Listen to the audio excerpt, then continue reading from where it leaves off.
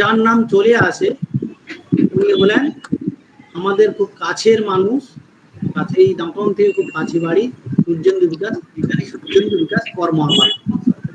ওনার 100 বছর জন্ম পূর্তির উপলক্ষে আজকের এই অনুষ্ঠান।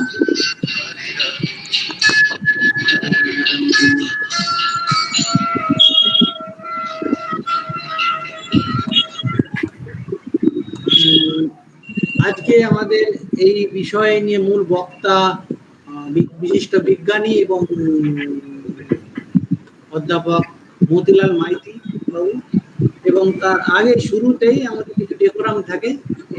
এই অনুষ্ঠানের সভাপতিত্ব ভাষণটা দেবেন আমাদের কলেজের অধ্যাপক, সিনিয়র অধ্যাপক প্রফেসর তরুণ তাপস মুখার্জি মহাশয়।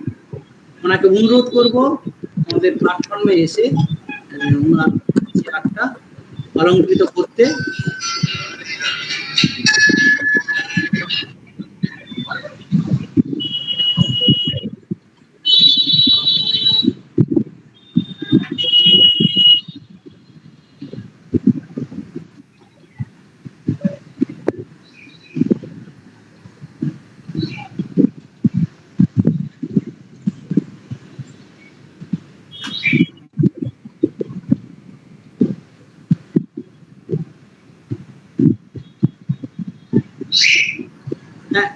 তরুণবাবু, তরুণবাবু,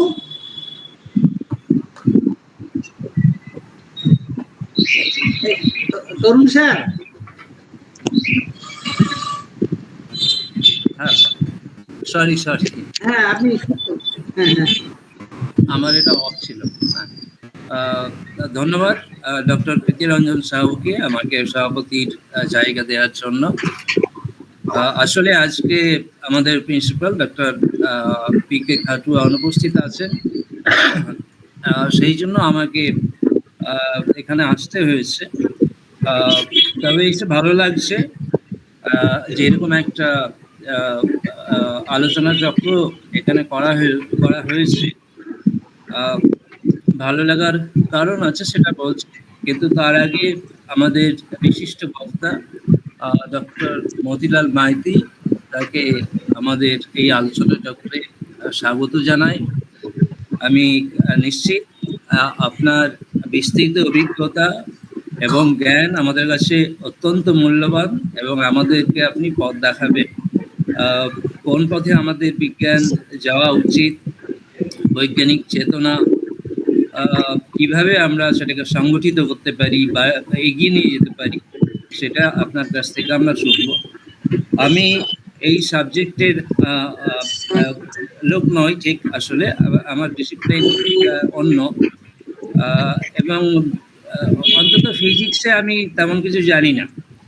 আমার কাছে, আমি যেহেতু দাদনে অনেকদিন আছি, সেহেতু ডক্টর সূর্যেন্দু বিকাশ কর মহাপাত্র মহাশয়ের সম্পর্কে কিছু কিছু আমি জানি, কিন্তু সেগুলো সবই হচ্ছে জার্নালিস্টিক ইনফরমেশন টাইপের। সেগুলো আমি স্কলারলি তেমন কিছু এই বিষয়ে বলতে পারবো না। তবে এখানে আজকে আমাদের সঙ্গে আছেন কৌশিক কর মহাপাত্র। আমি পার্সোনাল কনটেক্সটেই শুরু করছি। সালটা হবে 2013-14 এরকম। তখন আমি জিটিএস সার্ভে নিয়ে কিছু কাজ করছিলাম দাঁতনে।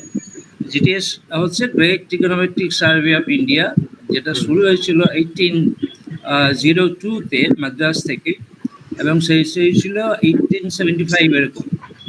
তার মধ্যে দাঁতনে কিছু কাজ হয়েছিল। দাঁতনে 3টে টাওয়ার ছিল, একটা ছিল সোনাকনিয়ায়, একটা দাঁতনে আছে বিদ্যাধরের পারে, আর একটা ছিল সাউথিয়ায়। তো সেই সাউথিয়ার টাওয়ারের খোঁজে আমি গিয়েছিলাম, এবং সেখানে আমার পরিচয় হয়েছিল কৌশিকবাবুর সঙ্গে, এবং আমি কৌশিকবাবুকে সেই টাওয়ারটি দেখিয়েছিলাম যে এটাই হচ্ছে সেই টাওয়ার যেটা 1846-এ ব্রিটিশরা বানিয়েছিলেন ট্রিগোনোমেট্রিক সার্ভের জন্য। তো আমিও দেখে এসেছি, আমিও কৌশিক বাবু আমাকেও দেখিয়েছেন, আমিও ওই টাওয়ার দেখে এসেছি। আচ্ছা, কৌশিক বাবুকে আমি সত্যি আমি চিনতে পারিনি। আমি চিনতে পারিনি আপনাকে। ঠিক আছে, পরে কথা হবে। হ্যাঁ, বলুন বলুন। হ্যাঁ, তো সেই পরে আমি কৌশিক বাবুর কাছে শুনেছিলাম যে তিনি ওটা প্রিজার্ভেশনের ব্যবস্থা করেছেন, এবং এই খবরে আমি অত্যন্ত আনন্দিত হয়েছিলাম এই কারণে যে বিদ্যাধরের পুকুরের পাড়ে যে টাওয়ারটি আছে, যেখানে আমি এবং অতনুদা গিয়েছিলাম, অতনুদাও ছিলেন আমার সঙ্গে, সেইটিকে প্রিজার্ভ করা, সেই কাজটা আমি ঠিকঠাক করতে পারিনি। মানে আমার পক্ষে সেটা করা সম্ভব হয়নি, কিন্তু কৌশিক বাবু সেটা করতে তার পক্ষে সম্ভব হয়েছে, কারণ সেটা তাদের প্রপার্টির মধ্যেই পড়ে। তো সেই সূত্রেই সেখানকার তাদের যে হাই স্কুল বা অন্যান্য যে হাসপাতাল, এইগুলোর খবর তখন পেয়েছিলাম, এবং আমার সৌভাগ্য হয়েছিল যে শুধুমাত্র খবরের কাগজের ইনফরমেশন বা এমনি লোকমুখে শোনা কথা বাদ দিয়েও যে সত্যি সত্যি একজন মহান মানুষের ঠিক কংক্রিট কাজ, যেগুলো সামাজিক কাজ, সেই কাজগুলো আমি কিন্তু চোখের সামনে আমি দেখে এসেছিলাম। এই সূত্রে বলতে পারি যে তার যে ইম্প্যাক্ট, তার যে একজন মানুষের কতটা ইম্প্যাক্ট হতে পারে, এগুলো তারই প্রমাণ। এখন সূর্যচন্দ্র বাবু, আমি যতটুকু ইনফরমেশন আমার কাছে আছে দেখেছি, তিনি সত্যেন বোসের কাছ থেকে তিনি অ্যাডভাইস পেয়ে তিনি ফিজিক্সের দিকে এসেছিলেন ডাক্তারি সেরে, বা তার যে গোপালচন্দ্র ভট্টাচার্যের সঙ্গে তার যে যোগাযোগ, এগুলো জানি।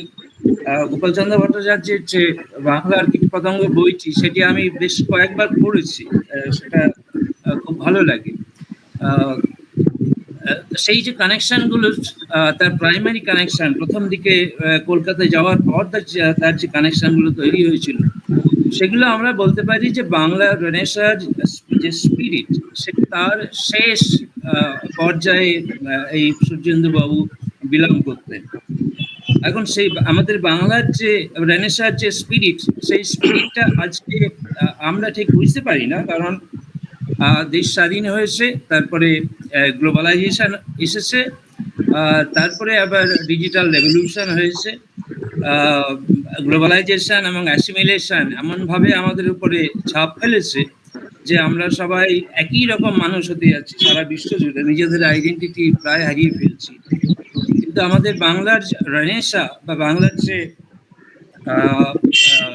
রাজনৈতিক আন্দোলন, যেটাকে আমরা বলি বৈপ্লবিক আন্দোলন, সেটা কিন্তু ভাষা দিয়েই শুরু হয়েছিল। অর্থাৎ বাংলা ভাষার যে সাহিত্য চর্চা, সেই সাহিত্য চর্চা ঔপনিবেশিক যে শাসন, তার বিরুদ্ধে একটা অস্ত্র হিসেবে এটাকে ব্যবহার করা হয়েছিল, এবং সেই অর্থেই এটা রিভাইভাল ছিল। আমি যেহেতু সাহিত্যের লোক, সেহেতু সাহিত্যের খবরগুলো জানি, আর যে বিজ্ঞানের খবরগুলো, সেগুলো আমরা জার্নালিস্টিক ওয়েতে জানি। আমাদের যারা স্বনামধন্য বিজ্ঞানী ছিলেন, জগদীশ চন্দ্র বসু, প্রফুল্ল চন্দ্র, সত্যেন বোস, মেঘনাথ সাহা, এদের আমাদের ছোটবেলায় ইতিহাস বইয়ে বা সাহিত্যের সঙ্গে পড়ানো হয়েছে বলে আমরা জানি। কিন্তু তাদের যে স্পিরিট ছিল, রেনেসাঁর স্পিরিট, তারা চেয়েছিলেন বাংলা ভাষার মধ্য দিয়ে আমাদের বিজ্ঞান এগিয়ে যাক। কাজটা অনেক দূর অব্দি তারা নিয়ে গিয়েছিলেন, কিন্তু পরবর্তীকালে আমরা দেখতে পেয়েছি যে সেই ব্যাপারটা স্বাধীনতার পর সেটা আস্তে আস্তে কমে আসে। কিন্তু এখানে সূর্যেন্দু বাবু একজন ব্যতিক্রমী মানুষ, যিনি বাংলা ভাষার মধ্যে দিয়ে বিজ্ঞান চর্চা করার পথ দেখিয়েছেন। কিন্তু আমরা সেই কতটা ফলো করেছি সেটা ঠিক আমার জানা নেই। খুব বেশি হয়তো আমরা করিনি, কারণ সেটা যদি হতো তাহলে ইম্প্যাক্ট আরো অনেক বেশি হতো। তো যাই হোক, আমাদের এই কথাগুলো বলছি এই কারণে যে আমাদের যারা আগের মানুষ ছিলেন, মহান মানুষ, তারা যা করেছেন, তাদের শুধুমাত্র তাদের ফটোগ্রাফ দেখলেই আমরা বুঝতে পারি যে তাদের পার্সোনালিটি কি ছিল, আর আজকে আমাদের পার্সোনালিটি কি হয়েছে। আমরা আমাদের সেই স্মার্টনেস নেই। আগে যে তারা ধুতি পরতেও সক্ষম ছিলেন, ধুতি পরেও তারা যথেষ্ট স্মার্ট ছিলেন, এবং তারা কোটটাই পরতেও তারা অত্যন্ত অভ্যস্ত ছিলেন। এবং এই যে স্মার্টনেস, এই স্মার্টনেসটা তাদের কিন্তু শেখরের সঙ্গে শেখরের সঙ্গে যোগাযোগ খুব ভালো রকম ছিল বলেই সেটা তারা করতে পেরেছিলেন। তারা একদিকে ব্রিটিশ ট্রেনিং পেয়েছিলেন পড়াশোনার ক্ষেত্রে, অন্যদিকে আবার তাদের মধ্যে বাঙালিয়ানা ছিল, দেশের প্রতি ভালোবাসা ছিল। এখন স্বাধীনতার পর তারপরে আবার আমাদের বাংলায় একটা বিঘাত আসে, সেটা হচ্ছে যে বাংলা ভাগ হয়ে যায়, দুই বাংলা আলাদা হয়ে যায়। সেটার ফলেও বাঙালি কিন্তু অনেকটা স্পিরিটের দিক থেকে ধাক্কা খেয়েছে। তারপরে আরো অনেক রাজনৈতিক সাংস্কৃতিক ইস্যু আছে, সেগুলো আর এখানে ডিসকাস করছি না। আমি শুধু মানে আরেকটা পয়েন্ট বলে আমি শেষ করছি। সেটা হচ্ছে যে আমি প্রথমেই বলেছিলাম যে প্রীতি রঞ্জন সাহু এবং তার সঙ্গে যারা আছেন তাদেরকে ধন্যবাদ জানাই এরকম অনুষ্ঠান করার জন্য। তার একটি কারণ হচ্ছে যে আমাদের কলেজের একটা ঘোষিত নীতি আছে, সেটা হচ্ছে লোকাল এরিয়া ডেভেলপমেন্ট। আগের বছর আমাদের কলেজ থেকে 14টা প্রজেক্ট হয়েছে, এবং সেই প্রজেক্টগুলো কমপ্লিট হয়েছে এবং সেগুলো আমাদের কলেজের জার্নালে পাবলিকেশনও হয়েছে। সূর্যেন্দু বাবুকে লোকাল বলছি এই দিক থেকে যে তিনি আমাদের লোকাল হিসেবে আমরা যদি তাকে ধরি তাহলে আমাদের লাভ, তাকে যদি আমরা আদর্শ হিসাবে ফলো করতে পারি তাহলে আমাদের লাভ, সেই দিক থেকে লোকাল। অন্য দিক থেকে কিন্তু তিনি লোকাল নন, তিনি ইন্টারন্যাশনাল, অবশ্যই আন্তর্জাতিক। তিনি সেই দাঁতনের সীমানা ছাড়িয়ে তিনি বৈশ্বিক জায়গায় অনেকদিন আগে গিয়েছেন। সেক্ষেত্রে আমি যে বললাম লোকাল হিসেবে ধরে নেওয়ার যে আমাদের সুবিধে, সেই সুবিধে অর্থে আমি কথাটা বলছি। আর এখানে যারা অন্যান্য কলেজ থেকে যারা এসেছেন তাদেরকে একটা অনুরোধ জানাবো যে আমাদের কলেজের একটা অনলাইন জার্নাল আছে, বটল কলেজ মাল্টিডিসিপ্লিনারি জার্নাল। আমি আপনাদেরকে অনুরোধ করব আপনারা আমাদের জার্নাল ভিজিট করবেন এবং আপনাদের যে মূল্যবান গবেষণাপত্র সেগুলো আমাদের জার্নালে পাবলিশ করবেন। আমরা অনেকদিন ধরে এই জার্নালটা চালাচ্ছি এবং আমরা চেষ্টা করছি এটা যাতে খুব একটা ভালো জায়গায় নিয়ে যাওয়া যায়। এমনি হিউম্যানিটিজ সোশ্যাল সায়েন্সের দিক থেকে আমাদের জার্নালের পজিশন ঠিক আছে, কিন্তু আমাদের সায়েন্সের যে জায়গাটা আছে সেই জায়গাটা আরো স্ট্রং হয় যদি আপনারা পার্টিসিপেট করেন। সকলকে ধন্যবাদ জানাই। আমরা আশা করব যে আমরা এবারে যিনি বিশিষ্ট বক্তা তার কাছ থেকে আমরা শুনবো, তার কথা শুনবো, তার কথা ধরেই আমরা সেই পথ অনুসরণ করব। আবার সবাইকে ধন্যবাদ জানাই, নমস্কার। অসংখ্য ধন্যবাদ আমাদের এই সভাপতি ভাষণ দেওয়ার জন্য অধ্যাপক তরুণ তাপস মুখার্জি মহাশয়কে। এরপরে আমাদের এই অনুষ্ঠানের যিনি মূল বক্তা, উনিও একজন দিকপাল মানুষ পেয়েছি, আমরা খুব গর্বিত। আমাদের খুব কাছে, নাতন থেকে কাছেই। ওনার একটু পরিচিতি আমি করিয়ে দিই। মতিলাল বাবু 1944 সালে 11ই সেপ্টেম্বর জন্মগ্রহণ করেছিলেন আমাদের মেনকাপুর গ্রামে।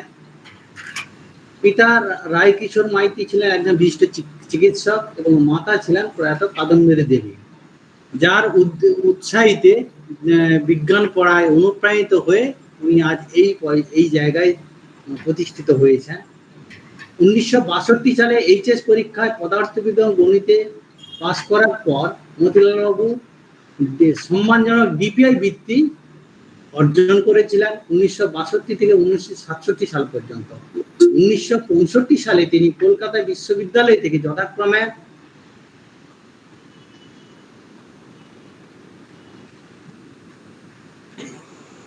এমএসসি এবং পিএইচডি করেন।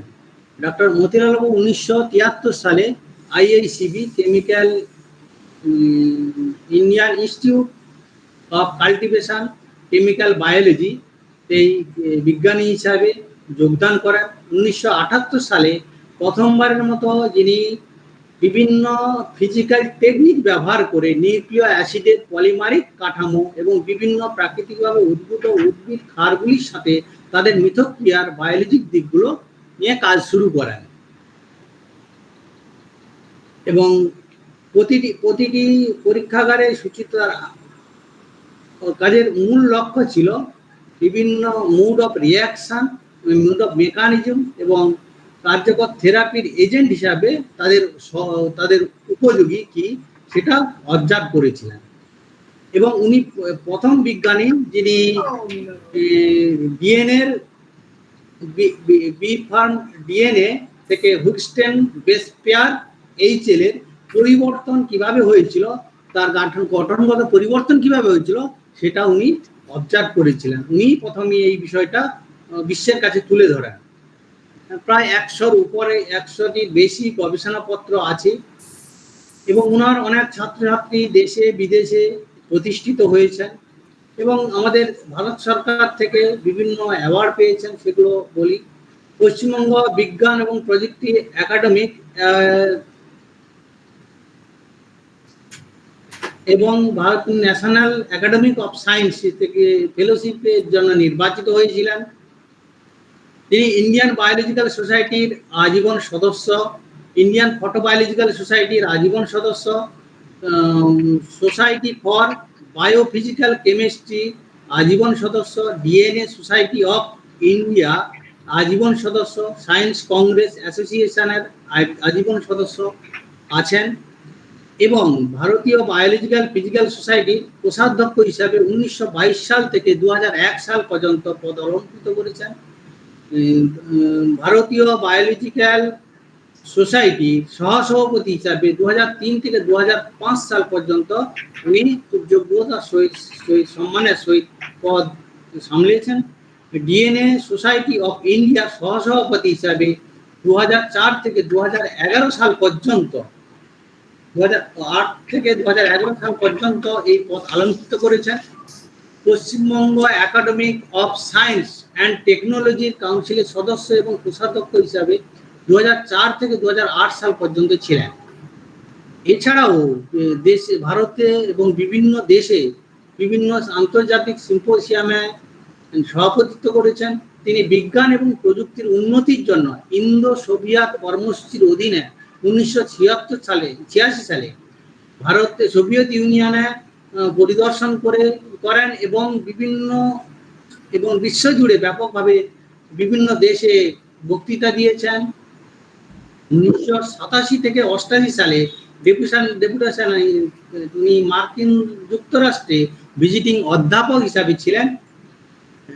ইনসা ভারত সরকার দ্বারা অঞ্চল ভারতীয় প্রতিনিধি হিসাবে উনি বিভিন্ন দেশে গেছেন, যেখানে বুদাপেস্ট হাঙ্গেরি 1993 সালে, প্যারিস 1997 সালে, বুয়েনোস আইরেস আর্জেন্টিনা 2002 সালে পরিভ্রমণ করেন। তিনি 1991 থেকে 1994 এবং 1997 থেকে 2000 সাল পর্যন্ত দুটি মেয়াদে ভারতীয় National Council for International Union of Pure and Applied বায়োফিজিক্সের সদস্য ছিলেন। অবসর গ্রহণের আগে 1998 থেকে 2004 সাল পর্যন্ত ইন্ডিয়ান ইনস্টিটিউট অফ কেমিক্যাল বায়োলজির ডাইরেক্টর হিসাবে কাজ করেছেন। তিনি একই প্রতিষ্ঠানে 2005 থেকে 2010 সালে সিএসআর এমারেটাস বিজ্ঞানী হিসাবে উনি পদ অলঙ্কৃত করেছেন, সম্মানিত করা হয়েছিল। এবং ডক্টর মাইতি স্যার উনি কাদম্বিনী স্মৃতি ট্রাস্টের প্রতিষ্ঠা সভাপতি হিসাবে কাজ করছেন এবং বিভিন্ন সমাজ কল্যাণের সঙ্গে যুক্ত। এই এত বড় মানুষকে পেয়ে আমরা ভীষণ গর্বিত। উনি আমাদের মহান বিজ্ঞানী সূর্যেন্দু বিকাশ কর্মপাত্র সম্বন্ধে উনি আলো আমাদের সামনে তুলে ধরবেন। উনি ওনার ছাত্রও ছিলেন। আমি অনুরোধ করব উনি ওনার সম্বন্ধে বলা শুরু করুন। ডক্টর সাউকে আমি অত্যন্ত কৃতজ্ঞতা জানিয়ে বলি যে আপনি আমাকে ইনভাইট করেছেন এবং আমার অত্যন্ত প্রিয় প্রফেসর সূর্যেন্দু বিকাশ কর মহাপাত্রর 100তম জন্মদিনে আমাকে কিছু বলার জন্য আমি সত্যি গর্বিত। এবং আপনারা প্রেসিডেন্ট সাহেব যা বললেন যে দাঁতনে থেকেও মানে বিজ্ঞানের জার্নালের জন্য ওনারা মানে যে একটা করেছেন, যে একটা চিন্তাধারা তৈরি করেছেন, এর জন্য আমি আপনাদের সবাইকে অত্যন্ত অত্যন্ত ধন্যবাদ জানাচ্ছি। আমি আসলে আমার চিন্তাধারার মধ্যে আমি একজন বিজ্ঞানী বলতে আমি কি বুঝি, মানে এইটাই হচ্ছে কি আমার প্রথম, মানে আমার মনের মধ্যে একটা কথা যে বিজ্ঞান বলতে আমরা কি বুঝি। বিজ্ঞান এবং বিজ্ঞানী মানে কি,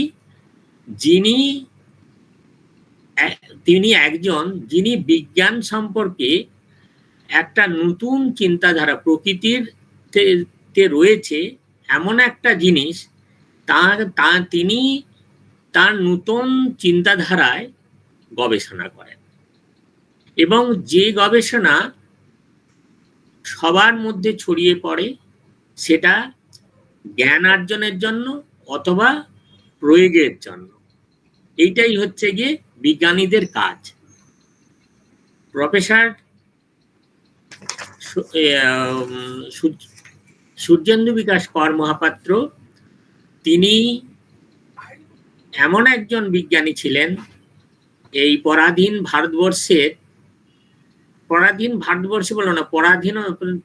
ভারতবর্ষে তিনি মেদিনীপুর জেলার প্রথম একজন মানুষ যিনি নিউক্লিয়ার ফিজিক্সে গবেষণা করেছিলেন।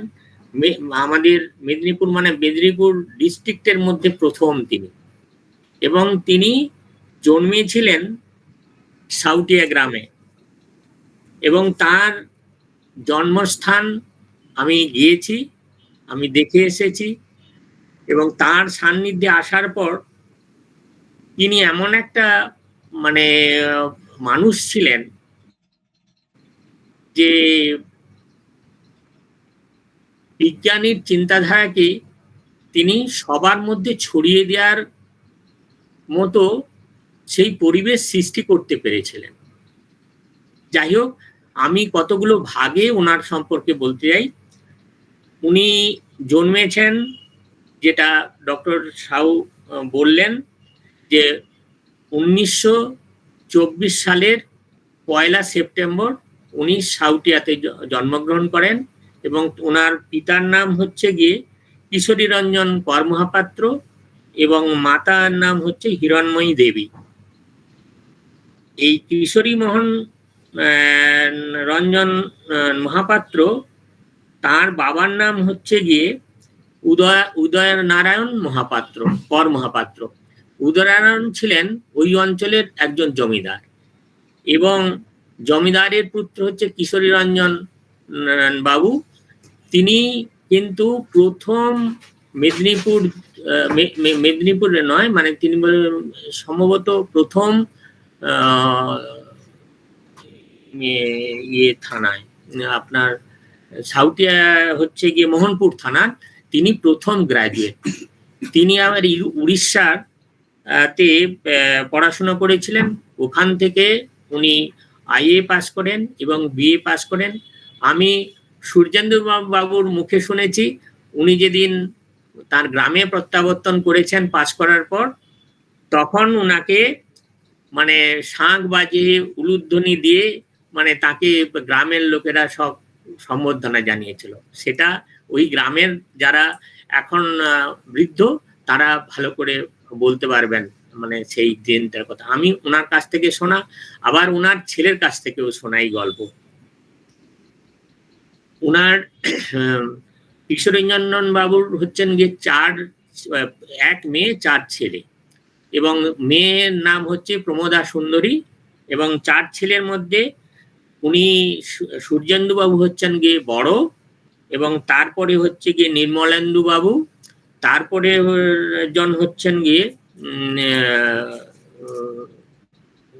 বিমলেন্দু বাবু, আর আরেকজন হচ্ছেন শুভ্রেন্দু বাবু। সবাই কিন্তু পণ্ডিত লোক, মানে পণ্ডিত ছিলেন। তার কারণ নির্মলেন্দু বাবু ছিলেন সুদক্ষ ইঞ্জিনিয়ার, কিন্তু উনি ইঞ্জিনিয়ারিং না করে মানে গ্রামের সেবার জন্য আত্মনিয়োগ করেছিলেন এবং খুব নিষ্ঠার সঙ্গে করেছেন। যারা সাউথিয়া গিয়েছেন তারা দেখে এসেছেন ওখানকার সমস্ত কিছু উন্নয়নের জন্য উনি সেই পরিবেশ সৃষ্টি করেন। শুধু জানেন ডাকঘর, ডাকঘর, তারপরে হচ্ছে হাসপাতাল এবং হাই স্কুল, গ্রন্থাগার ইত্যাদি ইত্যাদি, রাস্তাঘাট চওড়া করা এবং জল বাড়ি বাড়ি পৌঁছে দেওয়া, মানে সজল ধারা প্রকল্প, যা সাউথিয়া গ্রামে মানে তিনি করতে পেরেছেন।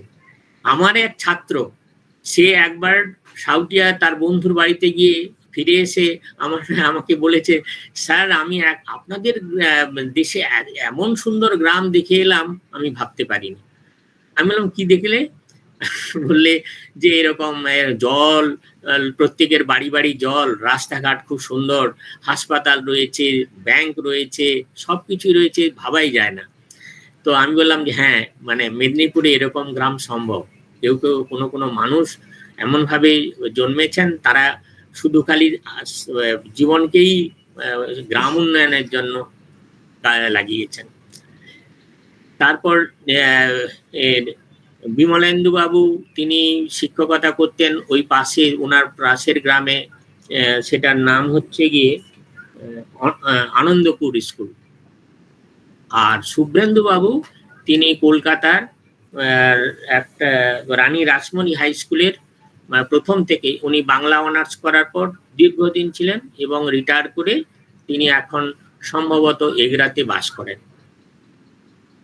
এই হচ্ছে গিয়ে তার ফ্যামিলি। এবারে আসি তার বাল্য জীবন কেমন ছিল।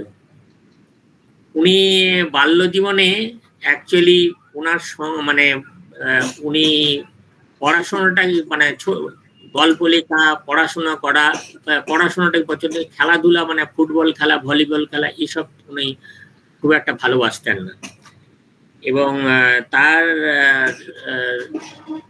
পরে আমরা জেনেছি যে ওনার বেশিরভাগ খেলার সঙ্গে ছিলেন ওনার দিদি, অর্থাৎ কমলা সুন্দরী। তিনি তার সঙ্গেই খেলা, মানে কথা বলা, খেলাধুলো করা, অর্থাৎ কবিতা বলা, ছোট ছোট ছড়া বলা, এবং ছোট বয়সেই 7 বছর 8 বছর বয়সেই তিনি ছড়া বলতে পারতেন এবং সেগুলো ছাপানো হতো ওই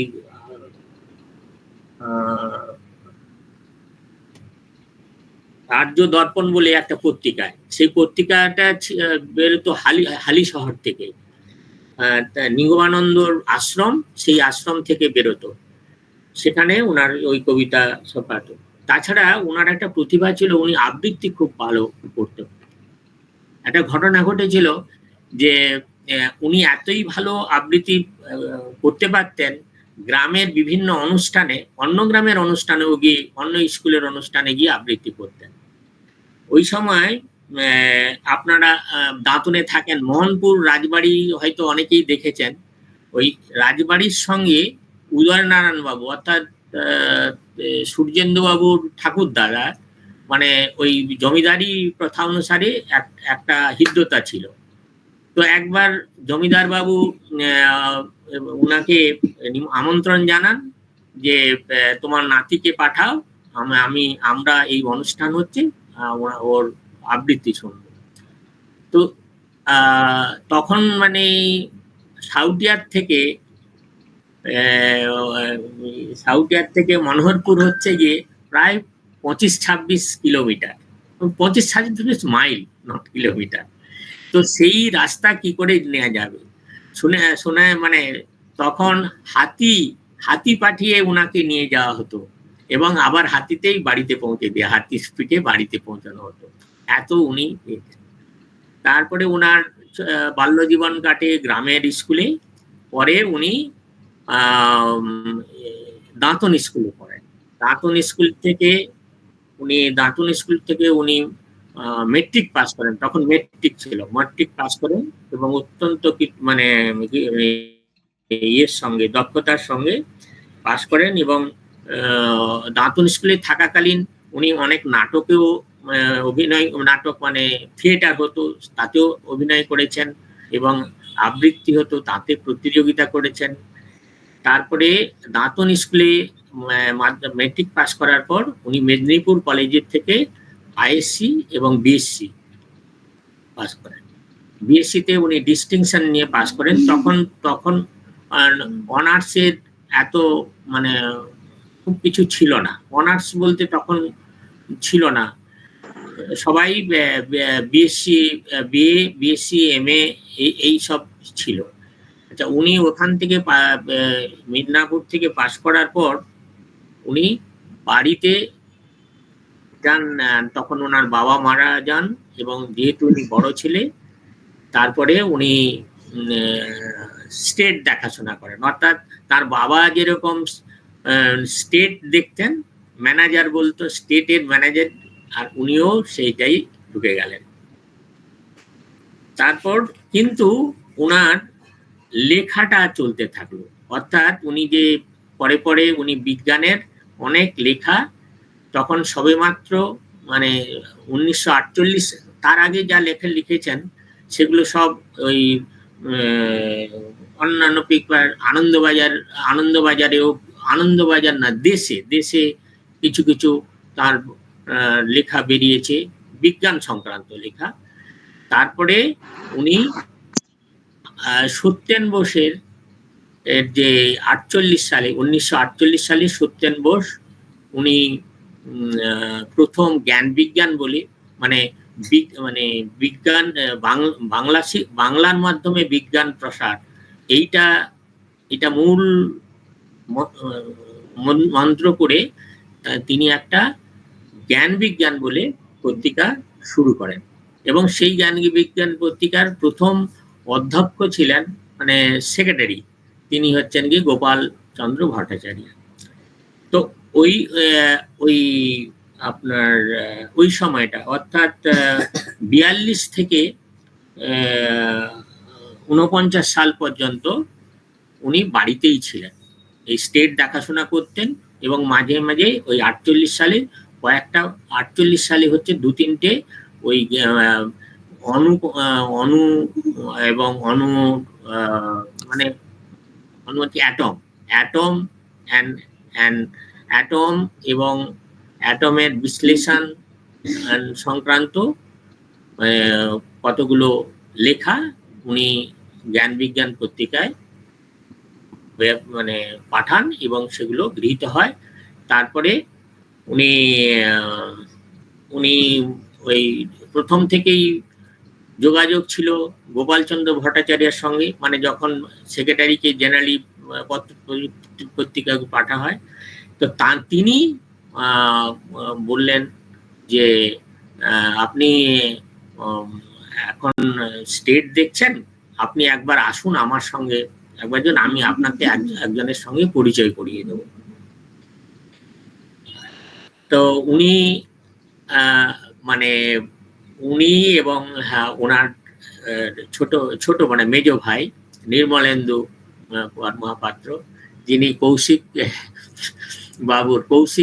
কর মহাপাত্রের বাবা, তারা দুজন যান প্রথম গোপালচন্দ্র ভট্টাচার্যের সঙ্গে দেখা করেন।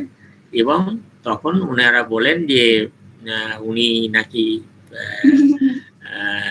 বিজ্ঞানের আর এগোতে চান না, তিনি ডাক্তারি পড়তে চান, যেটা শ্রদ্ধেয় তরুণ বাবু বললেন।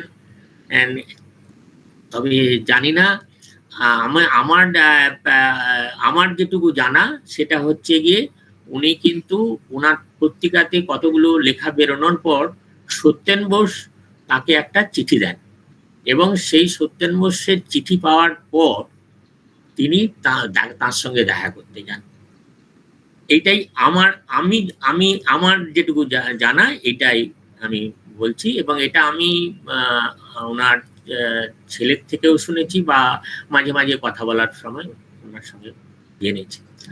তো সত্যেন বোসের কাছে গিয়ে উনি বলেন যে এরকম, জিজ্ঞেস করেন যে তুমি পড়াশুনো করছো না কেন?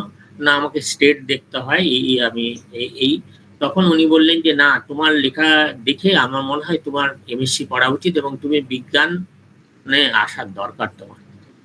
তো তার কথায় উদ্বুদ্ধ হয়ে উনি ভর্তি হলেন এবং উনি সায়েন্স কলেজে ভর্তি হলেন। তখন তখন কেন আমরাও যখন পড়েছি তখন দুটো জায়গায় আমাদের নেওয়া হতো, আইদার রাজাবাজার সায়েন্স কলেজ অথবা প্রেসিডেন্সি কলেজ, দুটোতেই আমাদের পড়তে হতো। মানে রাজাবাজারে যারা ভর্তি হচ্ছে তাদেরও প্রেসিডেন্সি কলেজে ক্লাস করতে যেতে হতো, বা প্রেসিডেন্সি কলেজে যারা ভর্তি হতো তাদের রাজাবাজারে ক্লাস করতে হতো, যে যখন যে প্রফেসরের কাছে। তো উনি সায়েন্স কলেজে ভর্তি হন এবং সেটা ভর্তি হন 1950 সালে। তারপরে উনি ভর্তি হওয়ার পর ওনার যেহেতু ফিফথ ইয়ারে জেনারেল পড়তে হয়, তারপরে সিক্সথ ইয়ারে হচ্ছে গিয়ে ওনার স্পেশাল পেপার ছিল নিউক্লিয়ার ফিজিক্স। এই নিউক্লিয়ার ফিজিক্সে উনি মানে খুবই দক্ষ ছিলেন। মানে উনি একটা প্র্যাকটিক্যাল করার সময়, তো মেঘনাথ সাহা সেই সময় ঘরে ঢুকেছিলেন এবং মেঘনাথ সাহা দেখলেন উনি এক মনে প্র্যাকটিক্যালটা করছেন। তখন উনি কিছু না বলেই উনি ওনার যে ল্যাবরেটরি আছে, ল্যাবরেটরির যে অধ্যক্ষ থাকেন, আমরা কি বলি ল্যাব অ্যাসিস্ট্যান্ট, যাই হোক, তাকে বললেন যে ওই ছেলেটিকে বলো তো, মানে ওর কাজ হয়ে গেলে আমার সঙ্গে দেখা করো। তো উনি তারপরে ভয়ে ভয়ে গেছেন। তখন ভয় পেয়েছেন এই কারণে যে হয়তো উনি বলবেন, কারণ তখন ছিল এমএসসি তে প্র্যাকটিক্যালি ফেল করে দিলে মানে 1 বছর নষ্ট হয়ে যাবে। তিনি ভয়ে ভয়ে গেছেন। তখন বলেছেন, ও তুমি প্র্যাকটিক্যাল করছো, আচ্ছা ঠিক আছে, তুমি এরপরে আমার ঘরে এসে প্র্যাকটিক্যাল করবে, আমি আমার ঘরে এসে প্র্যাকটিক্যাল করবো। এইভাবেই মানে উনি সত্যেন বোসের পরে উনি মেঘনাথ স্যার সান্নিধ্যে এসছেন। তারপরে যখন এমএসসি পরে উনি মেঘনাথ সাহার কাছে রিসার্চ ফেলো হিসেবে জয়েন করেন এবং 150 টাকা তখন রিসার্চ স্টাইপেন্ড, তাতেই তো উনার কাজ ছিল ঢুকেই, যে কাজের মধ্যে যেটা ছিল সেটা হচ্ছে গিয়ে তখনকার দিনে মানে একটা সাইক্লোট্রন মেশিন আপনারা যারা বিজ্ঞানের লোক তারা জানেন যে অ্যাটম হচ্ছে গিয়ে যদি আমি বলি যে অ্যাটমটা কি, তাহলে অ্যাটম হচ্ছে গিয়ে তার মধ্যে রয়েছে proton, neutron and electron. Proton এবং নিউট্রন হচ্ছে সেন্টারে রয়েছে, ইলেকট্রন হচ্ছে গিয়ে একটা ঘুরছে। সেটা ঘুরছে মানে কি বিভিন্ন মেটেরিয়ালসের উপরে ডিপেন্ড করে সে ঘুরছে। অর্থাৎ হাইড্রোজেনে যেমন তার হচ্ছে গিয়ে সেন্টারে রয়েছে একটা প্রোটন আর একটা নিউট্রন। প্রোটন হচ্ছে গিয়ে প্লাস চার্জ এবং নিউট্রন হচ্ছে গিয়ে কোনো চার্জ নেই, আর হচ্ছে গিয়ে ইলেকট্রন হচ্ছে গিয়ে উপরে ঘুরছে একটা নেগেটিভ চার্জ। এইগুলো তখন এবং বিভিন্ন কম্পাউন্ডের বিভিন্ন স্ট্রাকচার ডিপেন্ড করে, যে 2n², অর্থাৎ হাইড্রোজেনের দুটো ইলেকট্রন আর হচ্ছে গিয়ে 2n² মানে আর যার n একটা বাড়লে মানে তার পরেরটা কত হবে, কারোর 8, কারোর এরকম ধরে যদি আপনারা মডেলটা চিন্তা করেন তাহলে ওইরকম ভাবে থাকে। এবারে সাইক্লোট্রন হচ্ছে গিয়ে এমন একটা যন্ত্র, যদি একটা অ্যাটমকে হিট করা যায়, অর্থাৎ একটা ইলেকট্রনকে জাস্ট বের করে দেয়া যায়, তখন ওই ওই ওই অ্যাটমটার কি স্ট্রাকচার হবে, অর্থাৎ তার থেকে আমরা আইসোটোপ পেতে পারি কিনা। দেখা গেছে মানে হাইড্রোজেনের ক্ষেত্রে ডয়টোরিয়াম অ্যান্ড টাইটেনিয়াম, এটা হচ্ছে গিয়ে মানে পাওয়া যায়, মানে কি বলে আইসোটোপ যেরকম কার্বনের হচ্ছে গিয়ে C13, C12 and C13, আবার ফসফরাস হচ্ছে কি P32, P31, এইগুলো যে অর্থাৎ একই মানে সেম অ্যাটমিক নাম্বার বা ডিফারেন্স মাস নাম্বার, এইগুলো বিশ্লেষণ করার জন্য সেই সময় একটা যন্ত্রের দরকার ছিল, যেটা হচ্ছে মাস স্পেক্ট্রোগ্রাফ। এইটাই হচ্ছে গিয়ে ডক্টর সূর্যেন্দু বিকাশ কর্মপাত্রের একটা সাংঘাতিক যন্ত্র তৈরির জন্য বিখ্যাত। তিনি বিখ্যাত মানে খ্যাতি লাভ করেছিলেন। তিনি এই তখনকার দিনের আমাদের জাস্ট দেশ স্বাধীন হয়েছে এবং মানে বিজ্ঞানের ক্ষেত্রে অনুদান অত্যন্ত নেই বললেই চলে। বিজ্ঞানকে যন্ত্রপাতি কেনাও বিদেশ থেকে সম্ভব নয়। সেই সময় উনি ওই যন্ত্রটা তৈরি করার জন্য একটা মানে চিন্তাধারা নিয়েছিলেন যে ওই যন্ত্র দিয়ে মাস কি করে মাপবে, অর্থাৎ এই যে আইসোটোপ গুলোর যে ভেরিয়েশন অফ দা মাস, সেইটাকে মাপার একমাত্র যন্ত্র হচ্ছে মাস স্পেক্ট্রোগ্রাফ। তিনি ওই যন্ত্রটাকে তৈরি করেছেন এবং সেই তৈরি করে প্রথম এই যন্ত্র তৈরি নিয়েই একটা মানে গবেষণাপত্র তিনি মানে কলকাতা বিশ্ববিদ্যালয়ে মানে প্রেমচাঁদ রায়চাঁদ স্কলারশিপের জন্য আবেদন জানান এবং প্রেমচাঁদ রায়চাঁদ স্কলারশিপ জানান এবং ওনার সেই গবেষণাপত্র তৈরির গবেষণাপত্র জন্য উনি প্রেমচাঁদ রায়চাঁদ স্কলারশিপ পান এবং সেই স্কলারশিপটাই হচ্ছে কি ওনার জীবনের একটা সাংঘাতিক ব্যাপার। কারণ ওইটাতে যে স্বর্ণপদক লাভ করেছিলেন সেটা হচ্ছে মোট স্বর্ণপদক এবং এটা লাভ করেছিলেন 1961 সালে এবং তারপরে তার নাম ছড়িয়ে পড়ে, মানে অন্ততপক্ষে মানে বিজ্ঞান মহলে ওনার নাম ছড়িয়ে পড়ে। তারপর উনি যে কাজ করেছিলেন সেই কাজের হচ্ছে গিয়ে আইসোটোপ পৃথকীকরণ এবং বর্ণালী বিশ্লেষণ, এইটার উপরে তার গবেষণা। এই গবেষণা তিনি করেন এবং এটা কলকাতা বিশ্ববিদ্যালয় থেকে পিএইচডি করেন 1962। পিএইচডি করার পর তিনি ওখানে রিডার হিসেবে জয়েন করেন এবং রিডার হিসেবে জয়েন করেন সেটা হচ্ছে গিয়ে ল্যাবরেটরি হচ্ছে গিয়ে mass spectroscopy and cyclotron division and mass স্পেক্ট্রোস্কোপিতে উনি কলকাতা বিশ্ববিদ্যালয়ে 1962-তে পিএইচডি করেন। পিএইচডি করার পর তিনি জয়েন করেন সাহা ইনস্টিটিউটে অ্যাজ রিডার এবং সেই রিডার হিসাবে জয়েন করেন এবং জয়েন করার পর উনি 3 বছরের মধ্যে অ্যাসোসিয়েট প্রফেসর হন। 65-এ অ্যাসোসিয়েট প্রফেসর, তারপরে 68 থেকে ফুল ফ্লেজেড প্রফেসর।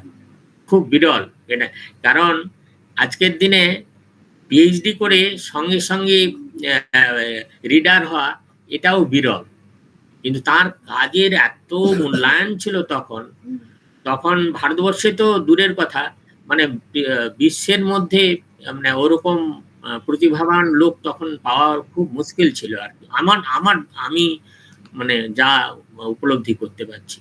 তাই তিনি একেবারে মানে পিএইচডির পর একেবারে রিডার হয়ে গেলেন। তার 3 বছর 3 বছরের পর অ্যাসোসিয়েট প্রফেসর, দেন তার 3 বছরের পর ফুল ফ্লেজেড প্রফেসর। তিনি তিনি একজন বিজ্ঞানী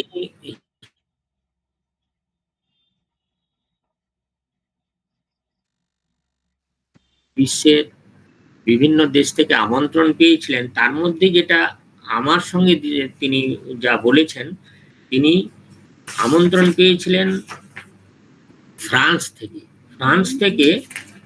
তার আমন্ত্রণটা ছিল ওর্সো ইউনিভার্সিটি, মানে ফ্রান্সের থেকে একটা ইন্টারন্যাশনাল সিম্পোজিয়ামে উনি আমন্ত্রিত হয়েছিলেন এবং সেখানে উনি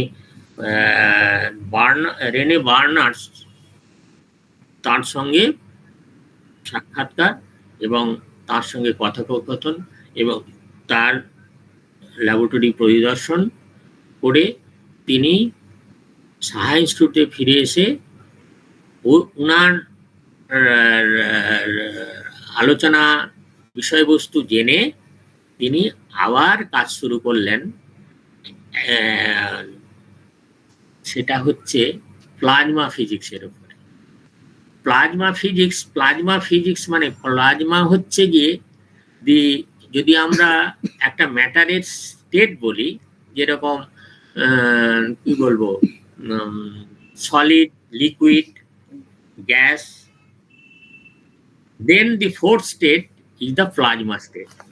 অর্থাৎ এই যে বিশ্বব্রহ্মাণ্ড, একটু আমি আলোচনা করছি আপনারা যদি বোর না হয়ে থাকেন, যে বিশ্বব্রহ্মাণ্ডের যে যে উদ্ভাবন সৃষ্টি আজ থেকে 1400 লক্ষ কোটি বৎসর আগে হঠাৎ একটা অ্যাক্সিডেন্ট থেকে এই পৃথিবীর সৃষ্টি, যার থেকে আমাদের কি বলবো, আমাদের এই পৃথিবী, গ্রহ, নক্ষত্র, তারপরে উপগ্রহ এইসব তৈরি হয়েছে। তো সেইটা পৃথিবীর যে প্রথম যেটা ছিল সেটা হচ্ছে স্টেট, সেটা হচ্ছে গিয়ে প্লাজমা স্টেট, মানে প্রচুর গরম, যার মানে মাস প্রচুর, volume is less, that is infinity. হঠাৎ 3 সেকেন্ডের মধ্যে, 3 seconds it burst and the spread throughout the ব্রহ্মাণ্ড, দেন কোটি কোটি গ্রহ নক্ষত্র, তার মধ্যে একটাই সূর্য, সেই সূর্য সে থেকে এই স্টেটটাকে আমরা বলছি আগ্নেয় স্টেট বা প্লাজমা স্টেট। এই প্লাজমা স্টেট কেন প্রয়োজন হয়েছিল? প্লাজমা স্টেটটা প্রয়োজন হয়েছিল মানে গবেষণা করার। তার কারণ সূর্যকে জানতে গেলে সূর্যের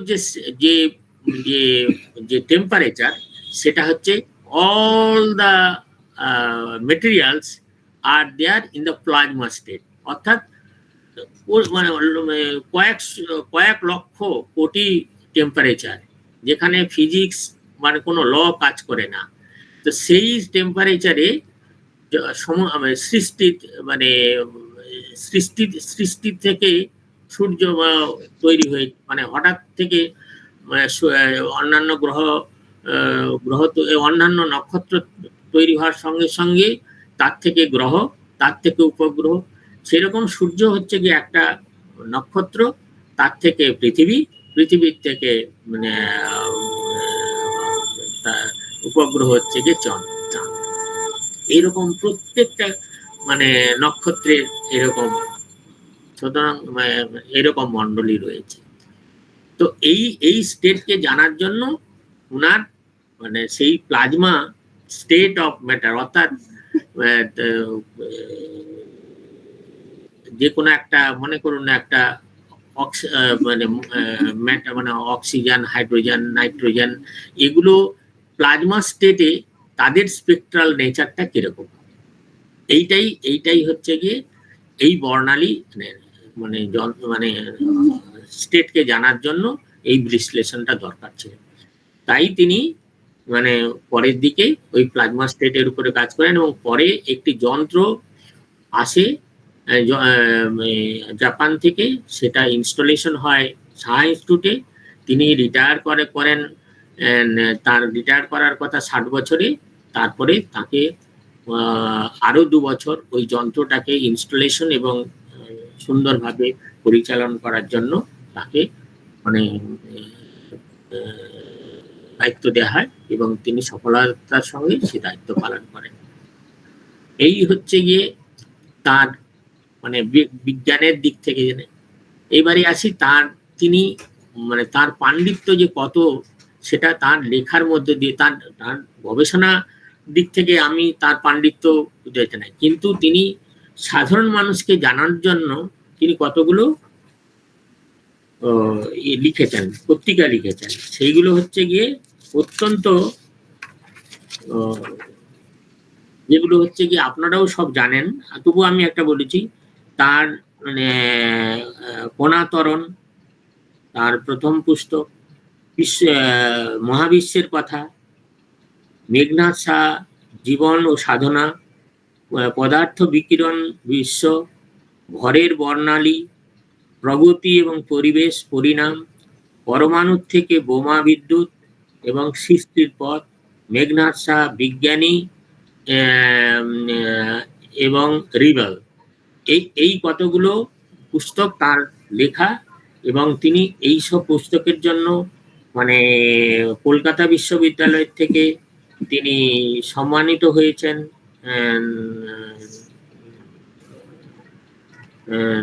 আচ্ছা, তাছাড়া তিনি ভৌত বিজ্ঞানের ক্লাস 7 এবং 8-এ লেখা বই বেশ কয়েক বছর বেরিয়েছিল। সেটা ওয়েস্ট বেঙ্গলের বেশ কিছু স্কুলে এবং বাংলাদেশে বেশ কিছু স্কুলে সেটা পড়ানো হতো। আমি জানি আমাদের ম্যানকাবরি স্কুলে মানে ওই ওনার ভৌত বিজ্ঞান তখনকার সময় পড়ানো হতো, আমি জানি। আচ্ছা, তারপরে উনি যে সমস্ত অ্যাওয়ার্ড পেয়েছেন সেটা খুবই প্রশংসনীয়। সেটা হচ্ছে কলকাতা বিশ্ববিদ্যালয় থেকে সর্বোচ্চ সম্মান পিআরএস তিনি, এবং তার জন্য তিনি 10,000 টাকা পুরস্কার পেয়েছেন। আর 61 সালে তিনি মঠ স্বর্ণপদকে সম্মানিত হয়েছেন। 65 সালে দিল্লি বিশ্ববিদ্যালয় থেকে তিনি নরসিংহ দত্ত পুরস্কার পান। আর 95 সালে বঙ্গীয় বিজ্ঞান পরিষদ থেকে জ্ঞান ও বিজ্ঞানের পুরস্কার পান এবং বঙ্গীয় বিজ্ঞান পরিষদ থেকে সত্যেন্দ্রনাথ বোস স্মৃতিফলকও তিনি 1995 সালে পান। তারপর সূর্যেন্দু বিকাশ কর্মপাত্র, প্রফেসর সত্যেন বোস মানে 73 সালে পরলোক গমন করার পরে জ্ঞান বিজ্ঞান পত্রিকার উপদেষ্টা হিসাবে মানে তিনি শেষ জীবন পর্যন্ত সেই পদ অলঙ্কিত করেছিলেন, মানে 87 সাল পর্যন্ত। 87 সাল পর্যন্ত উনি ওই। তারপরে উনি যেটা পান সেটা হচ্ছে গিয়ে আমাদের West Bengal academy of science থেকে তাকে ফেলো নির্বাচিত করেন 98 সালে। আর তাছাড়াও তিনি বিভিন্ন সোসাইটির মেম্বার ছিলেন, যেরকম ইন্ডিয়ান ফিজিক্যাল সায়েন্সের সদস্য, সায়েন্স কংগ্রেসের সদস্য ছিলেন। একবার কাল্টিভেশন অফ সায়েন্সের এখানে প্রফেসর সর্দার রয়েছেন, তিনি পিএইচডি করেছেন কাল্টিভেশন অফ সায়েন্স থেকে। মানে তা মানে কাল্টিভেশন অফ সায়েন্সের 100 বছরের যে অনুষ্ঠান হয়েছিল, যেখানে রাজীব গান্ধী এসে উদ্বোধন করেছিলেন, সেই অনুষ্ঠানেও তিনি আমন্ত্রিত ছিলেন। আমিও ওখানে আমন্ত্রিত ছিলাম। তিনি মানে সেই তার সাবজেক্টের উপরে সেশনে তিনি বক্তৃতা দিচ্ছিলেন, সেই বক্তৃতাতেও আমি ছিলাম। এবং আমি ওনার বক্তৃতার পর যেভাবে ওনাকে প্রশ্ন বাণে জর্জিত হয়েছিল, কিন্তু তার বোল্ডনেস এবং তার বক্তৃতার ধরন, এবং তিনি বুঝিয়ে দিয়েছিলেন যে মানে তার মধ্যে কতটা মানে কাজের মধ্যে কনফিডেন্স রয়েছে, এবং সেই কনফিডেন্সটাই মানে সবাইকে উদ্বুদ্ধ করেছিল এবং সব মানে হাততালি পড়েছিল। আমি সেই সভাতে উপস্থিত ছিলাম। আমি সেদিন গর্বে আমার বুক ভরে গিয়েছিল।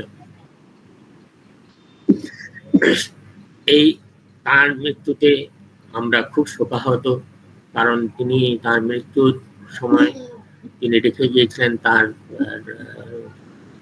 স্ত্রী শান্তিলতা দেবী। তিনি অত্যন্ত মানে নম্র এবং অত্যন্ত স্নেহময়ী মহিলা। তার 2 পুত্র ফাল্গুনী এবং শান্তনু, এবং তার নাতি নাতনি এক নাতনি, এক নাতি এক নাতনি, আরেকজনের এক নাতনি। এই রেখে তিনি আমাদের ছেড়ে চলে গেলেন। আমরা হারালাম মেদিনীপুর জেলার একজন বিশিষ্ট এবং প্রতিষ্ঠিত বিজ্ঞানী এবং বিজ্ঞান লেখককে। আজ 100তম জন্মদিনে 100তম 100তম জন্মদিন বলবো, জন্মদিন পালিত হচ্ছে, এবং আপনারা এই জন্মদিনে তাঁর প্রতি শ্রদ্ধা জানানোর জন্য আমাকে আমন্ত্রণ জানিয়েছেন। আমি গর্বিত। আমি আপনাদের সবাইকে আমার আন্তরিক শ্রদ্ধা এবং ভালোবাসা জানিয়ে আমি শেষ করছি। কিন্তু আমি একটু তরুণ বাবুর বলেছেন যে এই অঞ্চলে বিজ্ঞানের অগ্রগতি কি করে যায় সেটুকু আমাকে, এটা আমার যেটুকু ধারণা সেটুকু আমি ব্যক্ত করতে চাই। এটা হয়তো আপনার সবার ভালো লাগবে না, তবে বিজ্ঞান করার জন্য মন চাই। বিজ্ঞান করার জন্য আগের দিনে ছিল কি চেতনা। আপনি যদি ভাবেন যে আমি এটা করব, বিজ্ঞানের এমন একটা জিনিস, যদি আপনার দক্ষতা থাকে সেই সাবজেক্টের উপরে, আপনি করতে চাইলে আপনি যেখানে থাকুন না কেন আপনি করতে পারবেন। সেই ইচ্ছাটা দরকার, ইচ্ছা দরকার। এবং সেটা ইচ্ছাটা কি, সেটা হচ্ছে কি বিজ্ঞান করতে আসাটা অনেক অবস্থায় করতে হয়। এখনকার দিনে, তখনকার দিনেও করতেও ছিল, কিন্তু এখনকার দিনে না, আমি বলবো তখনকার দিনে মানে বাধ্যবাধকতা ছিল, প্রতিবন্ধিতা ছিল, কিন্তু চেতনা ছিল মনে। এখনকার দিনের বিজ্ঞান করাটা খুব সহজ। সহজ বলতে আপনি যদি আপনার ইচ্ছা থাকে এবং আপনার টাকা থাকে, টাকা মানে কি গভর্নমেন্টের টাকা থাকে, তাহলে আপনি যে সাবজেক্টে করুন না কেন করতে পারবেন। এটা তার জন্য প্রচুর ওপেনিং রয়েছে। ওপেনিং মানে সিএসআইআর প্রত্যেক কলেজে। এক সময় ছিল আমাদের, আমরা যখন গবেষণা করিয়েছি আবার আমার ছাত্রদের সঙ্গে, আমাদের কলেজ থেকে সবাই আসতো কাজ করতে। শুধু এইখানে নয়, আমার কাছে কাজ করতে এসছে অন্ধ্র ইউনিভার্সিটির থেকে, আমার কাছ থেকে কাজ করতে এসছে আপনার কি বলবো চেন্নাই থেকে, মানে ম্যাড্রাস ইউনিভার্সিটি থেকে আমার কাছ থেকে কাজ করতে এসছে আপনার কি নাম দিয়ে যাচ্ছে, যাই হোক, মানে 3-4টে কলেজ থেকে বাইরের থেকে এসছে। তাদেরকে বলা হতো যে টিচার ফেলোশিপ, সিএসআইআর দেওয়া হতো। তারা এসে 6 মাস এখানে কাজ করতেন। আমাদের ইনস্টিটিউটের আমাদের সবার জন্য একটা হোস্টেল বানানো হয়েছিল, সেখানে 1 রুম হোস্টেল। তারা থাকতেন এবং গবেষণা করতেন, আবার চলে যেতেন। তাতে কি হতো, শিক্ষাটা মানে তিনি যে বিষয়ে কাজ করতেন, আমি যে বিষয়ে কাজ করতাম, সেই বিষয় নিয়ে ওনাদের ল্যাবরেটরিতে কাজ করা শুরু করতেন। সেইভাবে মানে কাজ হয়েছে, আগে কাজ হয়েছে। এখনকার দিনে কি হচ্ছে আমি একটু মানে জানি না, কারণ এখন তবে সিএসআইআর আমি জানি, সিএসআইআর ডিএসটি এরা কলেজের শিক্ষকদের জন্য মানে এখনো পর্যন্ত অনুদান দেন, এবং তাদের সেই অনুদানে থাকে কি যে অনুদান প্লাস একজন ছাত্র নেওয়ার জন্য আর কিছু মানে এক্সপেন্সেস মানে থাকে, এবং একজন ছাত্র নেয়। এটা ধরুন 10 লাখ থেকে 20 লাখ এরকম ভেরিয়েশনে থাকে। এটা ডিপেন্ড করে, এবং আপনাকে সেই একটা কমিটিতে ডাকা হয়, তখন আপনাকে একটা বক্তৃতা দিতে হয় যে আপনি কেন কাজ করছেন, কি করছেন, সেগুলোকে আপনি বিস্তৃত করেন। তখন সবাই খুশি হলে বা আপনার লাইনটাকে একটু চেঞ্জ করে দেওয়ার জন্য কেউ মানে বলতে পারে যে আপনি এইটা করলে আমরা আপনাকে অনুদান দেব। এরকম হচ্ছে এখন। আর যদি না হয়, সোজা কথা হচ্ছে গিয়ে কাজ করতে চাইলে যেরকম আপনি কম্পিউটার রিলেটেড কাজ আপনি যখন খুশি যেভাবে খুশি কাজের থিওরিটিক্যাল ফিজিক্সের কাজ করতে পারেন, আর এটাও আপনারা করতে পারেন। তবে শ্রদ্ধেয় তরুণ তাপস মুখার্জি সাহেব মানে আজকের প্রেসিডেন্ট সাহেব যা বললেন যে আপনারা একটা পত্রিকা বের করেছেন, সেখানে বিজ্ঞানের লেখাও আপনারা মানে চাইছেন, মানে সেই লেখাটা কি মানে পত্রিকাটা কি বাংলায় না ইংরেজি, সেটা আমি শ্রদ্ধেয় ডক্টর সাহুর থেকে জেনে নেব। তবে আমিও কিছু মানে লিখতে চাই এই পত্রিকা, কারণ আমার লেখার এখনো অভ্যাস আছে। আমি তাছাড়া শ্রদ্ধেয় সাহু মশাই আমাকে একটি আমার বায়োডেটা নিয়ে উনি আগ্রহী, একটা ভলিউম বের করবেন বলে বলেছেন, সেটাও আমি ওনাকে কথা দিয়েছি পাঠাবো। তবে আমি অত্যন্ত মানে সাধারণ গ্রাম থেকে এসেছি। যখন আমি পড়াশোনা করেছি ল্যাম্পে বা হেরকেনে, এবং আমার গ্রাম 1911 সালের আগে ইলেকট্রিসিটি ছিল না। ইলেকট্রিসিটি ম্যানকাপুরে এসেছে ইলেকট্রিসিটি 1912 সাল থেকে। 1912 সাল থেকে ম্যানকাপুর স্কুল, এবং এই 12 সাল থেকে এই 24 সালের মধ্যে ম্যানকাপুর গ্রামের প্রভূত উন্নতি হয়েছে, প্রভূত উন্নতি। আপনারা যদি কেউ একবার মানে গিয়ে দেখে আসেন, মানে আমরা যে গ্রাম দেখেছি এখন আর সেই গ্রাম নেই। অভূতপূর্ব উন্নতি, গ্রামগঞ্জের লোকের অভূতপূর্ব, তাদের আদব কায়দা, তাদের চলাফেরা, তাদের কথা বলা, মানে আমি আপ্লুত, মানে যা আমরা কল্পনাতীত ছিলাম। সেই জন্যে আমাকে নিজেকে এখন ভালো লাগে যে, এবং এখন বাড়ি ঘরে হয়তো কারোর একটি সন্তান, কারোর দুটি সন্তান, কিন্তু সেই সন্তানদের ভালো করার জন্য বাবা মা হচ্ছেন গিয়ে সবসময় ব্যস্ত থাকেন। আমাদের সময় সেরকম ছিল না, মানে যা এখনকার দিনের আছে। আপনাদের মাধ্যমে গ্রামের আরো উন্নতি হোক। আপনারা শিক্ষক মানে মা বাবা এবং শিক্ষক এনারাই হচ্ছেন যে জাতির মেরুদণ্ড। এবং এই কয়েকদিন আগে আমাদের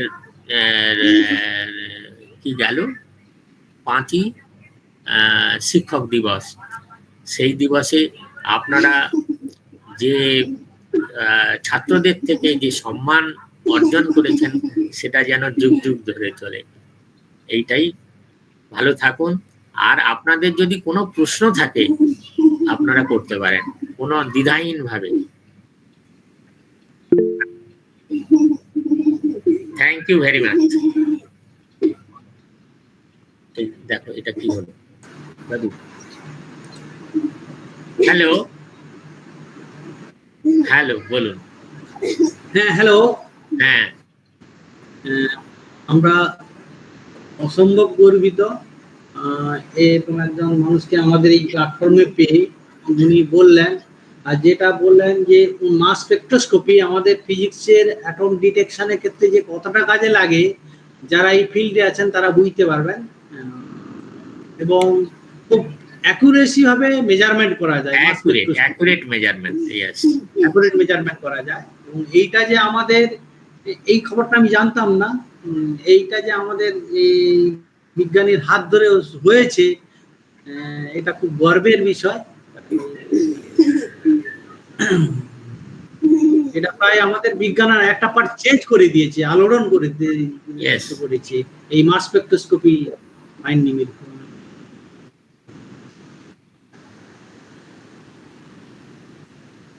আচ্ছা, আমাদের প্রোগ্রামটা প্রায় অন্তিম পর্যায়ে।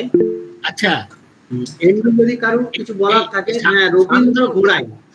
এক্সকিউজ মি, শান্তনু কর এসেছেন। Hello sir. হ্যাঁ, শান্তনু কর। Hello sir. হ্যাঁ হ্যাঁ, রবীন্দ্র কিছু বলবি? শান্তনু কর, ওনার ছেলে এসেছেন, ছেলে এসেছেন। হ্যাঁ শান্তনু হ্যাঁ কর। শান্তনুবাবু মাইক্রোফোনটা অন করুন। শান্তনুবাবু, আমি বলছি মাইক্রোফোনটা অন করুন, মিউট হয়ে আছে।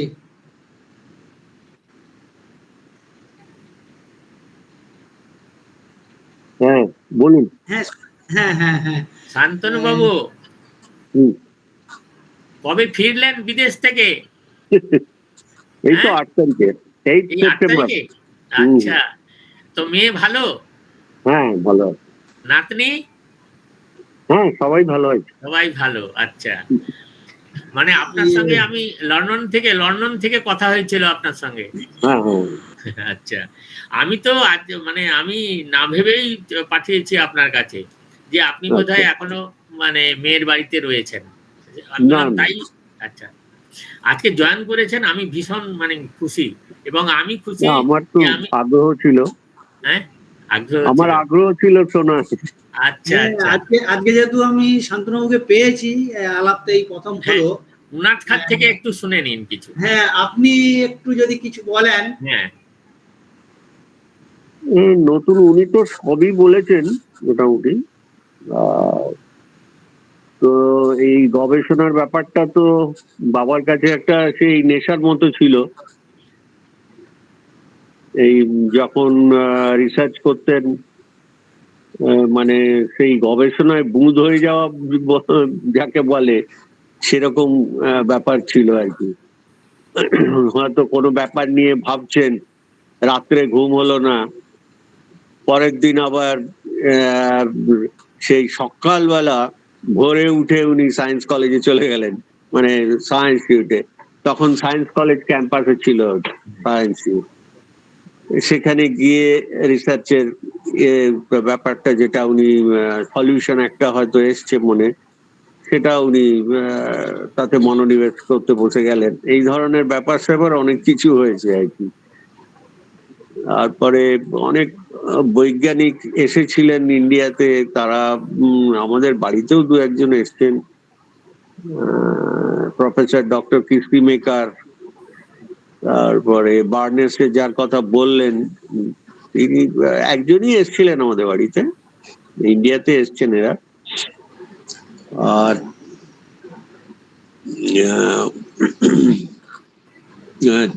ডক্টর প্রফেসর শান্তিময় চট্টোপাধ্যায়ের সঙ্গে ওর খুব বন্ধুত্ব ছিল।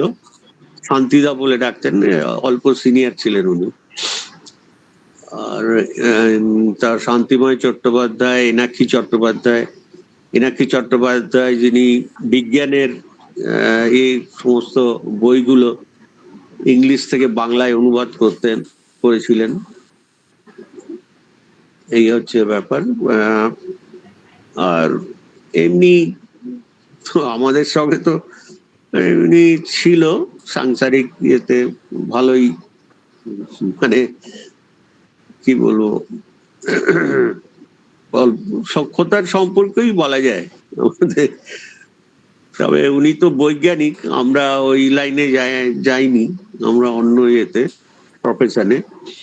সেদিক দিয়ে ওর প্রফেশনাল ইয়েটা খুব বেশি ডিটেলস হয়তো বলতে পারবো না, তবে ওর ছাত্রদের কাছ থেকে যা শুনেছি আর কি। ছাত্র এই দেবপ্রসাদ বোস একজন তার ছাত্র ছিলেন, তার কাছ থেকে অনেক শুনেছি আর কি, তার মানে কাজের সম্বন্ধে। ওর সঙ্গে আমি গেছি, দেবপ্রসাদ বোসের সঙ্গে আমি গেছিও 2007-এ। উনি গত হবার পর ওই প্রতিকৃতের একটা ইয়ে হয়েছিল, অনুষ্ঠান হয়েছিল, সেখানে গেছিলাম, ওই তার স্মরণ সভার মতো আর কি। সেখানে আমাকে একটু বক্তব্য রাখতে হয়েছিল, এই মোটামুটি এই। আর আমরা তো আগে ছিলাম ওই SN ব্যানার্জি রোডে, সেখান থেকে তারপরে আমরা শিফট করে এখানে সল্ট লেকে চলে আসি। এই হচ্ছে ব্যাপার। আর সাহা ইনস্টিটিউটটাও ওখান থেকে, সায়েন্স কলেজ থেকে সল্ট লেকে চলে আসে। 1976 84 সালে। হ্যাঁ 1984, হ্যাঁ 1984। 86 সাল পর্যন্ত উনি কাজ করেছেন, 2 বছর এক্সটেনশন পেয়েছেন।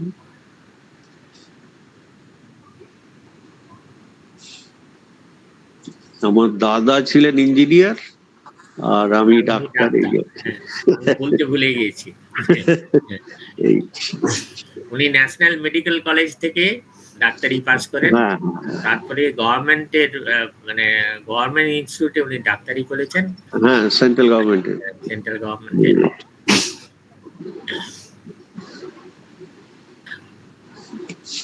এই হচ্ছে ব্যাপার। আমার বইটাতে লেখা আছে সব। বইটা তো পড়েছেন? হ্যাঁ হ্যাঁ হ্যাঁ পড়েছি।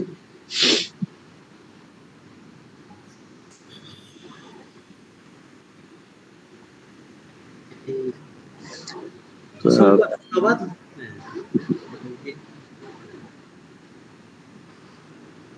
এই অনুষ্ঠানটা করার জন্য আপনাদের ধন্যবাদ। যে মানে সবাই ওকে মনে রাখুক, ওকে মানে অন্তত এখনকার প্রজন্ম যাতে এই সমস্ত বৈজ্ঞানিকদের মনে রাখে, এইটাই মানে কামনা করি আর কি। আমি ভিসিসিতে কাজ করেছি, সাহাতে যাতায়াত ছিল। আচ্ছা, ওখানে অনিশদা কাজ করতেন স্যাটি ল্যাবে, ওনার কাছে প্রায়। আমিও 2 বছর ছিলাম মেডিকেল অফিসার হিসেবে কাজ করেছি 2 বছর। আচ্ছা, আমাদের রবীন্দ্র হাত তুলেছিল, রবীন্দ্র ঘোড়াই। রবীন্দ্র ঘোড়াই কি কিছু বলবে? Hello sir. হ্যাঁ, কি বলবি?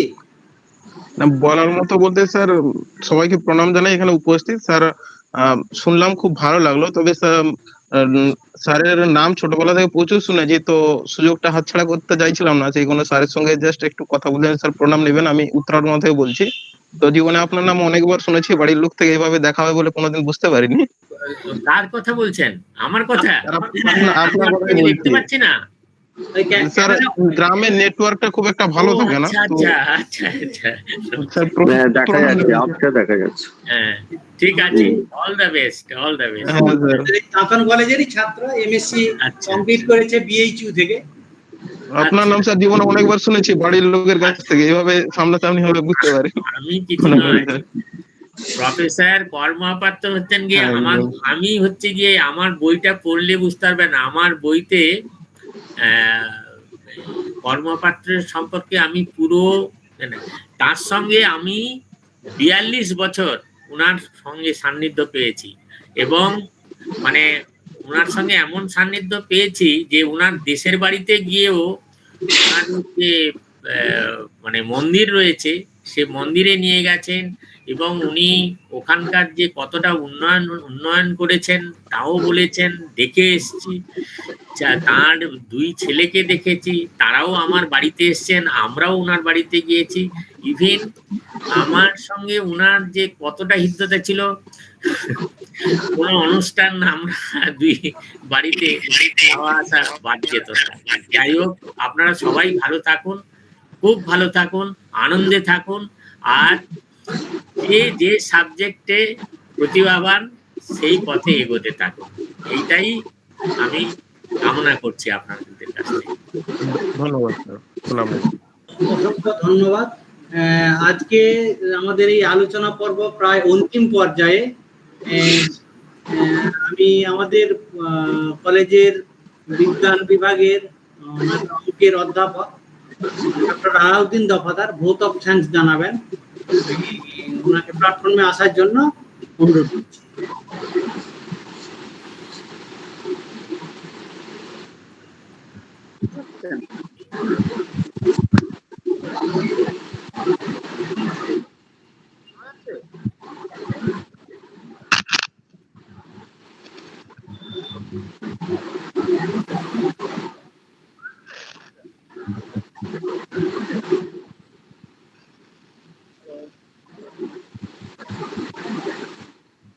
যাচ্ছে?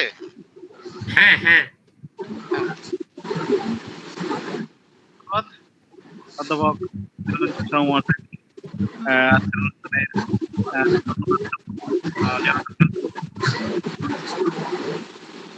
অনুষ্ঠানটিকে সাফল্যমণ্ডিত করার জন্য সর্বপ্রথম ধন্যবাদ জানাই অনুষ্ঠানের প্রধান অতিথি। স্পিকারটা সরে যাচ্ছে, আলাউদ্দিন স্পিকারটা সরে যাচ্ছে মুখ থেকে একটু। শোনা যাচ্ছে? হ্যাঁ, এবার শোনা যাচ্ছে।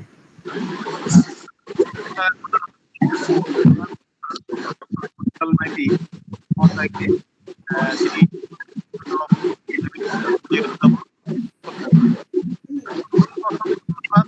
তিনি তার সময়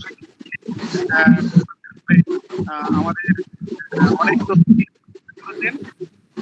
আর আপনাদের যে অনেক অজানা তথ্য জানতে পারলাম।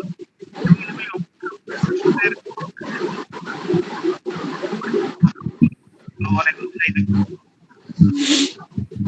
ধন্যবাদ জানাই ডক্টর শান্তনুকে, একজন তিনিও তার কিছু মতামত প্রদান করলেন। ধন্যবাদ স্যার, প্রণাম নেবেন। এরপরে ধন্যবাদ জানাই আজকের অনুষ্ঠানের মূল আহ্বায়ক ডক্টর রঞ্জন সাউ, যিনি অনুষ্ঠানটিকে সুন্দরভাবে পরিচালনা করলেন এবং এমন একজন ব্যক্তি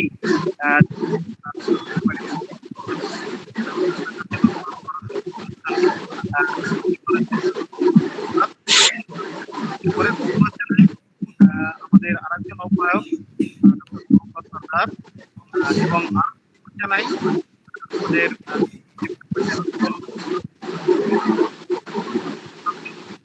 বিভিন্ন রকমভাবে সাহায্য করেছেন। এরপর জানাই অনুষ্ঠান করেছে আমাদের প্রিন্সিপাল স্যার।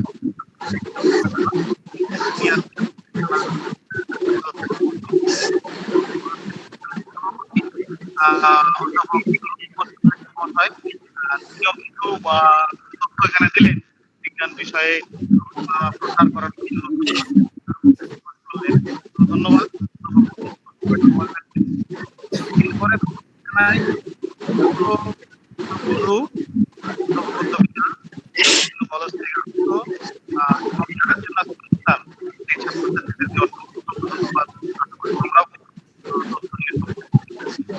সবাইকে জানিয়ে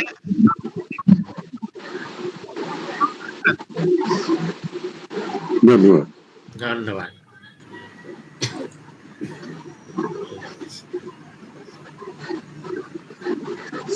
ধন্যবাদ। ওকে, থ্যাঙ্কস। আবার আশা রাখবো আবার আমরা এরকম কোন এক সন্ধ্যায় এরকম একটা আসরে বসতে পারবো বিষয় নিয়ে আলোচনা করতে। একদিন ওই স্যারের যে ইনভেনশন সেটা নিয়ে একদিন বসবো, স্যারকে আগে থেকে জানিয়ে রাখলাম। আপনার যে ইনভেনশন, হ্যাঁ হ্যাঁ, সেই বিষয় নিয়ে একদিন আমরা আলোচনা চক্রে বসবো। আচ্ছা আচ্ছা আচ্ছা, ঠিক আছে, কোনো অসুবিধা নেই, কোনো অসুবিধা নেই। আচ্ছা, আপনি আপনি খালি শান্তনু বাবুকে একটু ধন্যবাদ জানান। শান্তনু বাবুকে। হ্যাঁ, আজকে শান্তনুর সঙ্গে প্রথমে আলাপ হলো। আমাদের এই অনুষ্ঠানের তরফ থেকে, আমাদের কলেজ তরফ থেকে ধন্যবাদ জানাই। ধন্যবাদ, ধন্যবাদ। উনি কিন্তু খুব মানে মানে উনি কিন্তু ওনার দিক থেকে কোনো খ্যাতি লাভ করেছেন। উনি যে ডাক্তারি উনার ডাক্তারিতে কিন্তু উনার সেই মানে বাবা যেরকম মানে ওনার ছেলেও সেরকম, মানে ওনার ডাক্তারিতে একাগ্রতা এবং সেই যে মানে নিষ্ঠার সঙ্গে কাজ করা, মানুষের সেবা করা, এইগুলো ছিল, এইগুলো মানে ওনাদের বংশ পরম্পরায় এটা রয়েছে। মানে এইটাই হচ্ছে গিয়ে উনি একজন প্রকৃত যশা চিকিৎসক। আর ওনার দাদাও ছিলেন ফাল্গুনী কর। উনি কিন্তু উনি একটা ইন্টারন্যাশনাল মানে কি বলবো মাল্টিন্যাশনাল কোম্পানির মানে উপদেষ্টা ছিলেন। আইআইটি থেকে পাস করেছিলেন। হ্যাঁ, আইআইটি খড়গপুর থেকে সিভিল ইঞ্জিনিয়ারিং পাস করে তারপরে মানে দেশে ছিলেন এবং বিদেশে বহুদিন ছিলেন এবং একটা মাল্টিন্যাশনাল কোম্পানির উপদেষ্টা হয়ে, কিন্তু তাকে আমরা হারিয়েছি এই কিছুদিন আগে। এইটাই হচ্ছে গিয়ে ডিসিপিএল বলে, ডিসিপিএল সংস্থাটা, ডেভেলপমেন্ট কনসালটেন্টস প্রাইভেট লিমিটেড। অনেকে চলে গেছেন, এখন মাত্র 16 জন রয়েছেন, 28 জন ছিলেন। হ্যাঁ, ঠিক না, আছে। 37 জন ছিলেন, হ্যাঁ অনেকেই এসেছিলেন। হ্যাঁ, অনেকেই এসেছিলেন। আমাদের কনককান্তি বাবু এসেছিলেন, হ্যাঁ, কনককান্তি বইতা স্কুলে হেডমাস্টার মশাই, কনককান্তি আচ্ছা। পরবর্তী দেখলাম। বইটা ভূপতি- হ্যাঁ হ্যাঁ, আচ্ছা আচ্ছা তিনি চলে গেছেন। ভূপতি বাবু এসেছিলেন, সিটি কলেজের অধ্যাপক, আচ্ছা করে গেছেন। স্যারকে বলেছিলাম, উনি এসেছিলেন, কিন্তু উনি আচ্ছা। দিয়ে গেছেন। আরো অনেকে আছে এসছেন, আমি ওনাদের চিনি না। আশিসও তো এসেছিল, আশিস, না, আশিস কর্মকার। কৌশিক আশিস বলছি, কৌশিক। হ্যাঁ, কৌশিক বাবু এসেছিলেন, ওনার সঙ্গে তো কথা হলো আর কি। হুম।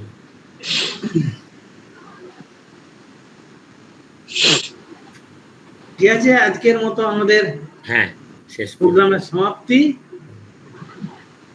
সবাই প্রণাম নেবেন বড়রা, আর ছোটদের ভালোবাসা থাকলো। এই তো কৌশিক বাবু এসছেন, হ্যাঁ, হ্যাঁ।